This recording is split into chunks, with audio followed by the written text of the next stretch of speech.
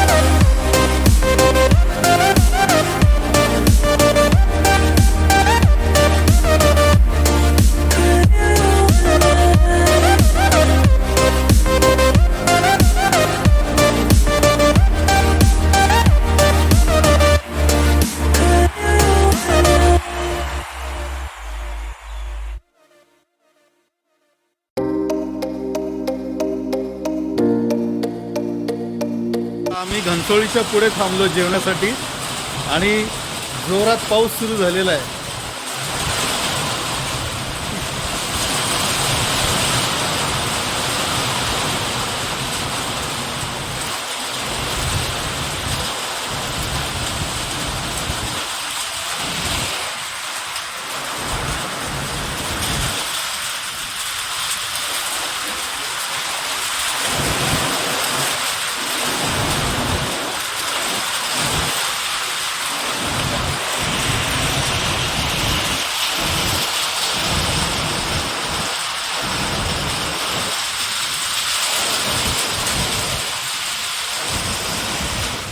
नमस्कार, मी केदारनाथबद्दल पौराणिक माहिती सांगत आहे. महाभारत युद्धामध्ये पांडवांनी त्यांच्या स्वतःच्या चुलत भावांचा वध केल्यामुळे त्यांना त्याचे प्रायश्चित्त घ्यायचं होतं आणि त्यासाठी त्यांना भगवान शंकरांना भेटायचं होतं. म्हणून ते भगवान शंकरांच्या मागोमाग जाऊ लागले. पण भगवान शंकरांची अशी इच्छा होती की त्यांना अजून अधिक प्रायश्चित्त घेण्याची गरज आहे. म्हणून त्यांच्यापासून लपण्यासाठी त्यांनी बैलाचं रूप धारण केलं आणि ते पुढे पुढे जाऊ लागले आणि पांडव त्यांच्या मागे जाऊ लागले. आणि नंतर पांडव त्यांना गाठण्याचा प्रयत्न करणार तेवढ्यात भगवान शंकरांनी भूमीमध्ये आत प्रवेश करण्याचं ठरवलं आणि ते आत भूमीच्या आत प्रवेश करू लागले. तेव्हा पांडवांमधील सर्वात बलवान जो भीम त्याने त्या बैलाच्या शेपटी आणि मागील पायांकडून त्यांना पकडले आणि शेवटी फक्त त्या बैलाचं वशिंड भूमीच्या बाहेर राहिलं. तेच हे केदारनाथाचं शिवलिंग आहे. या शिवलिंगाचं वैशिष्ट्य म्हणजे इतर ठिकाणी जसे दगडाचे किंवा धातूचे शिवलिंग असते तसे इथे नसून हे स्वयंभू शिवलिंग आहे. आणि भगवान शिवांच्या भेट झाल्यामुळे पांडवांना इथे मोक्षप्राप्ती झाली असे मानले जाते. आणि ह्याच ठिकाणी असं एक प्रयाग स्थापन केलं त्यांनी. असे पंचकेदार स्थापन केले. त्यातला हा एक प्रयाग आहे आणि असे आणखीन 4 प्रयाग आहेत. इथून मंदाकिनी नदी वाहते आणि ती खाली विष्णू प्रयागपासून निघणाऱ्या अलकनंदा नदीला मिळते. तिथे रुद्रप्रयाग हे तीर्थस्थळ निर्माण होतं, संगम निर्माण होतो.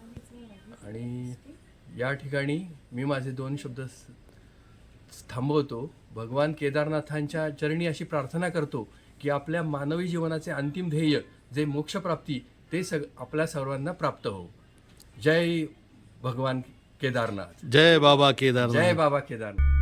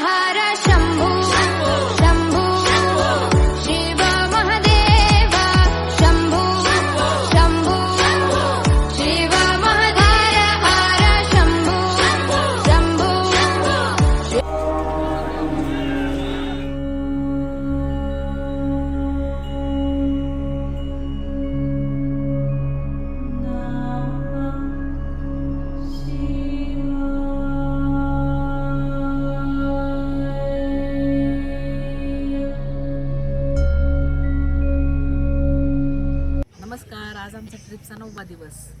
काल आम्ही सकाळी 6 वाजता सीतापूरला आमच्या ड्रायव्हरने आम्हाला सोडलं गुप्तकाशीवरून आणि सीतापूरपासून पायी आम्ही सोनप्रयागला गेलो. सोनप्रयाग मधून जीप केली आणि जीपने आम्हाला गौरीकुंडाला सोडलं. तसं तर आम्हाला पायी ट्रेक करायचा होता गौरीकुंडापासून वर 16 किलोमीटरचा, पण सगळ्यांच्या एक्सपिरियन्सवरून आणि एकंदर परिस्थिती बघून आम्ही घोड्यावर जाण्याचा निर्णय घेतला आणि मस्तपैकी घोड्यावर एन्जॉय करत आम्ही 16 किलोमीटरचा ट्रेक यशस्वीरित्या पूर्ण केला. थोडंसं थकल्यासारखं झालं, पण जेव्हा वर गेल्यावर तिथले ते मस्त हिमालयाच्या कुशीत शिवालिक पर्वतरांगांच्या कुशीत वसलेलं केदारनाथ मंदिर पाहिलं, तिथले ग्लेशियर्स आणि खळाळणारी नदी पाहिली, हिरवेगार डोंगर पाहिले आणि ते नयन मनोहर दृश्य पाहिल्यानंतर आमचा सगळा शीण गेला. मग नंतर आम्ही केदारनाथाचं दर्शन घेतलं आणि तिथल्या मागे भीमशिला आहे तिथलं दर्शन घेतलं आणि ते शंकराचार्यांचं एक मंदिर आहे, ज्यांनी हे मंदिर शोधून काढलं केदारनाथाचं, त्यांचं दर्शन घेतलं आणि भैरवनाथाचं दर्शन घेतलं आणि मग आमचा सगळा शीट गेला आणि नंतर आम्ही रूमवर मुक्काम केला आणि दुसऱ्या दिवशी सकाळी परत एकदा आम्ही सकाळच्या त्या पवित्र वातावरणात केदारनाथाचं परत एकदा दर्शन घेतलं. तिथलं रूप, तिथलं निसर्ग डोळ्यात आणि मनात साठवून घेतला आणि परत ट्रेकला सुरुवात केली आणि संध्याकाळी 5 वाजता आम्ही गुप्तकाशीला परत आलो रूमवर. अशा रीतीने छान वाटलं. केदारनाथाचं दर्शन आमचं यशस्वीरित्या पूर्ण झालं.